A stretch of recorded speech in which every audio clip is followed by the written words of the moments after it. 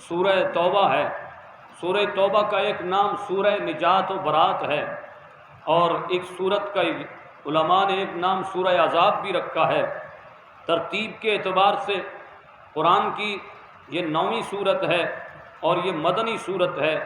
اس کی ابتدا میں بسم اللہ الرحمن الرحیم نہیں لکھی گئی، اس کی وجہ کہ جبریل امین بسم اللہ لے کر نازل ہی نہیں ہوئے، کیونکہ علی المرتضیٰ شیر خدا کرم اللہ وجہہ الکریم سے مروی ہے کہ بسم اللہ شریف امان ہے، اور یہ سورت تلوار کے ساتھ امن دینے کے لیے نازل ہوئی، اس لیے اس کی ابتدا میں بسم اللہ نہیں لکھی گئی۔ حضرت برا سے روایت ہے قرآن مجید کی صورتوں میں سب سے آخر میں یہی سورہ توبہ نازل ہوئی۔ اب ہماری حکومتوں کے اندر یہ بھی تربیت کا فقدان ہے کہ ہمارے نوجوان نسل میں یہ چیز ختم کی جا رہی ہے۔ اب پہلے نصاب میں سورہ توبہ ہوا کرتی تھی سکولوں میں، لیکن اب وہ بھی نکال دی گئی کہ کہیں جہاد کا جذبہ بھی مسلمانوں میں نہ بیدار ہو جائے، بلکہ انڈیا سے یہ آواز اٹھتی ہے کہ یہ قرآن معاذ اللہ آتنکوادی ہے، دہشت سکھاتا ہے، اس میں کچھ سورہ ہیں جن کو نکال باہر کیا جائے، تو وہ یہی سورہ توبہ ہے جس میں جنگ کے اندر حربے استعمال کرنے کے طریقے سکھائے گئے۔ مشرکین عرب اور مسلمانوں کے درمیان ایک عہد تھا، ان میں سے چند لوگوں کے سوا سب نے اس عہد کو چھوڑ دیا۔ 4 مہینے وہ امن کے ساتھ جہاں چاہیں گزاریں گے، ان سے کچھ پوچھ گچھ نہ ہوگی، یہ ایک عہد تھا۔ یہ سورہ پاک 9 ہجری میں فتح مکہ کے 1 سال بعد نازل ہوئی سورہ توبہ۔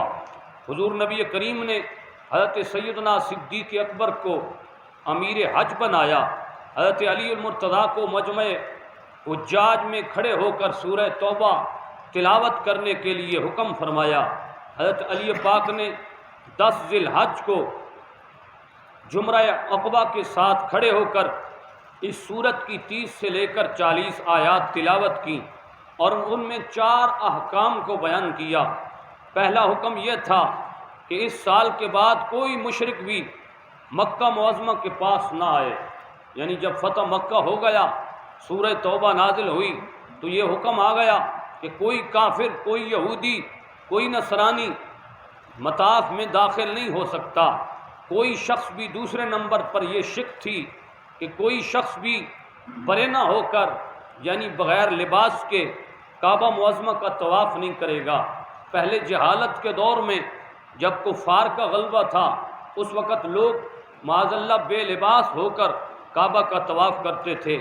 تیسرے نمبر پر یہ شک موجود تھی کہ جنت میں مومن کے سوا کوئی داخل نہ ہوگا، اور چوتھی شک جس کا حضور کے ساتھ عہد ہے وہ عہد اپنی مدت تک رہے گا، جس کا عہد نہیں ہے اس کی میعاد 4 ماہ تک ہوگی۔ یہ سن کر مشرکین نے کہا، اے علی، اپنے چچا کے فرزند محمد کو خبر دے دو کہ ہم نے اس کے عہد کو پس پشت ڈال دیا، ہم اس کے عہد کو تسلیم نہیں کرتے، ہم نیزہ بازی اور تیغ زنی کے ساتھ تمہارے سامنے میدان میں آئیں گے۔ اس صورت میں مزید اللہ نے مشرکین سے بیزاری کا حکم سنایا ہے کہ مشرکین سے علیحدہ رہا جائے۔ اس کی ابتدائی 41 آیات میں منافقین کی علامات اور مسلمانوں کا منافقین کے خلاف جان و مال سے جہاد پر برانگیختہ کرنا پایا گیا ہے۔ اب قرآن تو حکم دیتا ہے کہ کافر کو اسلام پیش کرو، اگر اسلام قبول نہ کرے تو اس کے بعد جنگ کرو، اور ذہن آج کل کی نوجوان نسل کو یہ دیا جاتا ہے کہ جی جہاد کا حکم دینا تو یہ تو دہشت گردی کو پھیلانا ہے، حالانکہ قرآن پاک کی سورہ توبہ کی 41 آیات میں جہاد پر مسلمانوں کو ابھارا گیا ہے، اور جہاد کے ذریعے مسلمانوں کو غلبہ حاصل ہوا۔ آج لوگوں کی یہ سوچ ہے، وہ کہتے ہیں جی اسلام امن کے ساتھ پھیلا، لیکن سورہ توبہ ہمیں بتاتی ہے کہ اسلام جہاد اور تلوار کے ساتھ بھی پھیلا ہے، اور اسلام کا غلبہ کفار پر جب کوئی نہ مانے تو اس کے لیے دوسرا رستہ تلوار ہوتا ہے۔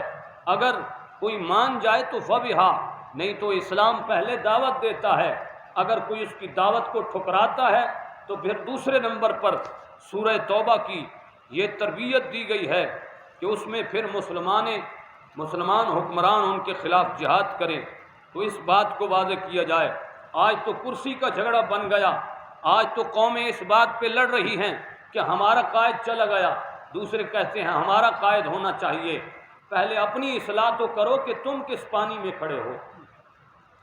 جو قومیں ساری رات کھڑے ہو کر صرف امن کی دائی بن کے یہ اپنا احتجاج ریکارڈ کروائیں لیکن مسجدیں تراویح سے خالی ہو جائیں، پھر ان قوموں کا فائدہ کیا ہے؟ وہ تو سمجھتی ہیں کہ ہم قائد کے ساتھ کھڑے ہیں۔ میرا یہ دعویٰ ہے کہ امت کا سب سے بڑا قائد محمد مصطفیٰ، جو سرکار کی ذات کے دین کا دائی نہیں بنتا، ہم اسے قائد تسلیم نہیں کرتے۔ حضور نبی کریم صلی اللہ علیہ وسلم کی شریعت کی پاسداری اور خصوصاً رمضان شریف میں تراویحوں کی بھی حرمتی اور فرائض کو چھوڑ دینا، یہ کیا سمجھتے ہو کہ ہمارے لیے کوئی عزت کا باعث ہے؟ قومیں یہیں برباد ہوتی ہیں۔ ان اللہ لا یغیر ما بقوم حتی یغیروا ما بانفسہم، فرمایا اللہ اس وقت تک کسی قوموں کی حالت نہیں بدلتا جب تک قومیں خود نہ اپنی حالت بدلیں۔ ایک حکمران حالت نہیں بدل سکتا، ہمیشہ ہر بندہ اپنے تئیں کوشش کرے کہ میں نے اپنی حالت کو بدلنا ہے۔ جب ایک انسان اپنی حالت بدل لے گا معاشرہ خود بخود ٹھیک ہو جائے گا۔ ہم نے خود اپنی حالت بدل لی نہیں ہے اور ہم گلہ حکمرانوں پہ کرتے ہیں، ایسے ہو گیا ویسے ہو گیا۔ معاشرہ اسی لیے بے عزتی کا سبب بن رہا ہے کہ ہم نے اپنی گریبان میں جھانکنا چھوڑ دیا۔ دوسروں کی طرف تنقید ہمارا یہ ترہ امتیاز اور نقطہ مرکوز بن گیا کہ ہم یہ چاہتے ہیں کہ دوسروں پر سارا معاملہ تھوپ دیا جائے اور ہم بری ذمہ ہو جائیں۔ یہ نہیں ہو سکتا۔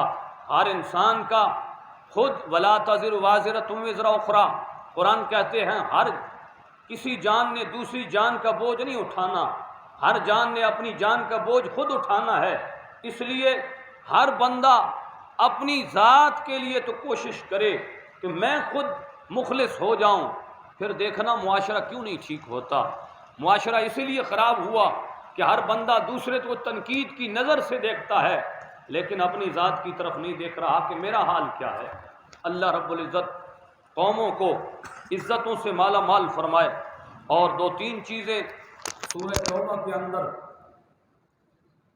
غار ثور کا واقعہ موجود ہے، مکڑی کا جالا بننا اور کبوتروں کا انڈا دینا، یہ بھی سرکار کا معجزہ سورہ توبہ میں موجود ہے۔